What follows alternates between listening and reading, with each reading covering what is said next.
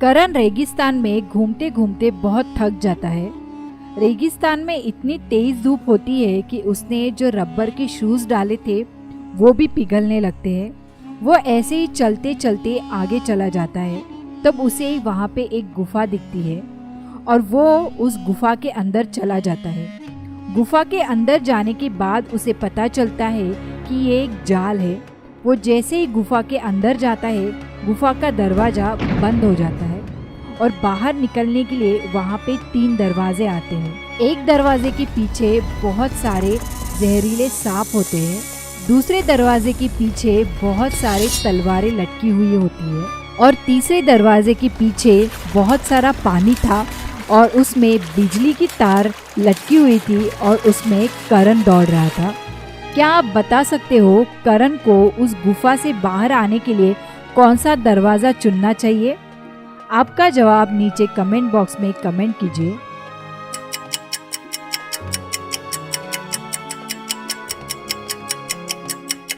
जवाब बहुत आसान है। क्या आप भूल गए करण ने रबर के शूज़ पहने थे, इसलिए वो दरवाज़ा नंबर 3 चुनेगा। रबर के शूज़ पहनने की वजह से उसे बिजली का करंट नहीं लगेगा और वो आसानी से गुफा से बाहर निकल जाएगा। आप इस तस्वीर को ध्यान से देखिए और जहाँ पे क्वेश्चन मार्क है आपको बताना है कि वहाँ पे कौन सा नंबर आएगा। आप अपना जवाब नीचे कमेंट बॉक्स में कमेंट कीजिए। आंसर एकदम सिंपल है। क्वेश्चन मार्क की जगह 4 ये नंबर आएगा, यानी नंबर 4।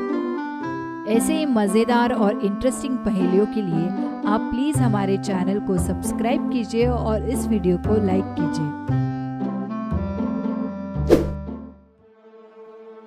एक ज्वेलरी शॉप में नेहा, पूजा और निशा तीनों काम करती है।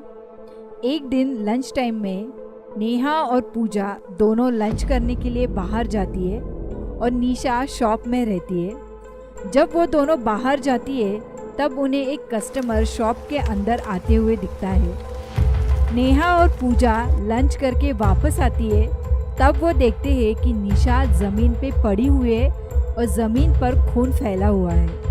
नेहा और पूजा बहुत डर जाती है और वो पुलिस को कॉल करती है। पुलिस तुरंत वहाँ पे पहुँच जाती है और पूजा और निशा से पूछताछ करती है। तब पूजा बताती है कि जब हम लंच के लिए बाहर जा रहे थे तब एक कस्टमर शॉप के अंदर आया था।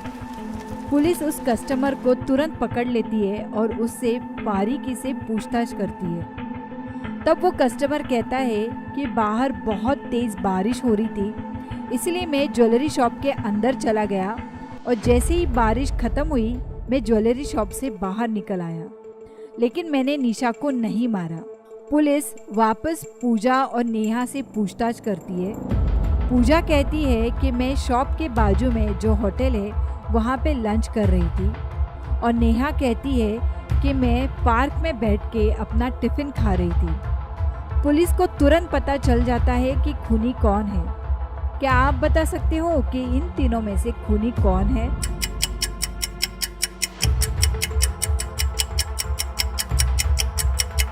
इन तीनों में नेहा खूनी है, क्योंकि इतनी तेज़ बारिश में कोई भी इंसान पार्क में बैठ के टिफ़िन नहीं खाता।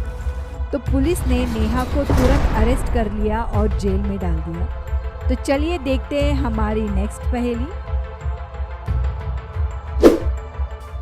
आप इसे ध्यान से देखिए और हमें बताइए कि इसमें कौन सा लेटर छुपा हुआ है। आप अपना जवाब नीचे कमेंट बॉक्स में कमेंट कीजिए तो हमें पता चले कि आप कितने होशियार हैं।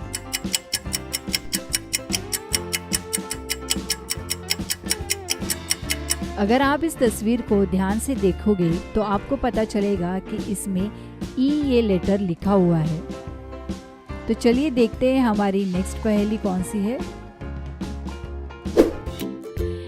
एक दिन रमेश अपने ऑफिस से घर आता है। घर आते ही वो देखता है कि उसके बेडरूम में जो अलमारी है वो खुली पड़ी है और अलमारी के अंदर जो पैसे और जेवर थे वो गायब है। वो तुरंत पुलिस इंस्पेक्टर को कॉल करता है और अपने घर पे बुलाता है।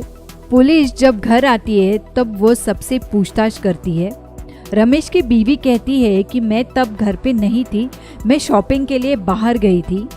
रमेश की नौकरानी कहती है मैंने रूम अच्छे से साफ किया और मैं खाना बना रही थी।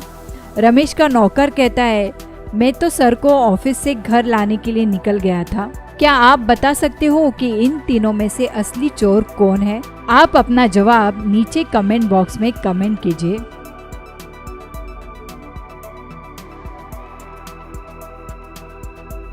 रमेश के घर चोरी उसकी नौकरानी ने की है। अगर आप रूम को अच्छे से देखोगे तो आपको पता चलेगा कि रूम में हर जगह गंदगी है और पानी गिरा हुआ है। लेकिन रमेश की नौकरानी ने कहा कि मैंने रूम अच्छे से साफ किया था और मैं खाना बना रही थी। इसका मतलब है कि नौकरानी झूठ बोल रही है और वही चोर है। पूजा एक बड़े बिजनेसमैन की एक लौती बेटी होती है। एक दिन जब वो घर लौट रही थी, रास्ते में उसने देखा कि एक गाड़ी उसका पीछा कर रही है, इसलिए उसने अपनी गाड़ी तेज भगाई और इसी चक्कर में उसका एक्सीडेंट हो गया। ये एक्सीडेंट इतना बड़ा था कि इसके वजह से पूजा अपनी याददाश्त खो बैठी। जब उसे होश आया तब उसने देखा कि उसे मिलने 3 लोग आए हैं। जब पहला इंसान उसे मिलने आया तो उसने कहा पूजा, मैं तुम्हारा पति हूँ, मुझे तुम्हारी बहुत चिंता हो रही थी। एक काम करते, हम कहीं दूर चले जाते, तुम्हें बहुत अच्छा लगेगा। जब दूसरा इंसान उसे मिलने आता है तो वो कहता है कि पूजा, मैं तुम्हारा पति हूँ, मुझे तुम्हारी बहुत फिक्र हो रही थी, इसीलिए मैंने डॉक्टर से कहा कि तुम्हारी अच्छे से देखभाल करे, तुम अच्छे से ठीक हो जाओ, फिर हम घर चलेंगे। जब तीसरा इंसान पूजा को मिलने आया तब उसने कहा कि पूजा, मैं तुम्हारा पति हूँ, तुम्हें हॉस्पिटल की नहीं ताज़ी हवा की जरूरत है, तो चलो हम कहीं बाहर चलते हैं, तुम्हें बहुत अच्छा लगेगा। क्या आप बता सकते हो कि इन तीनों में से पूजा का असली पति कौन है? अपना जवाब नीचे कमेंट बॉक्स में कमेंट कीजिए।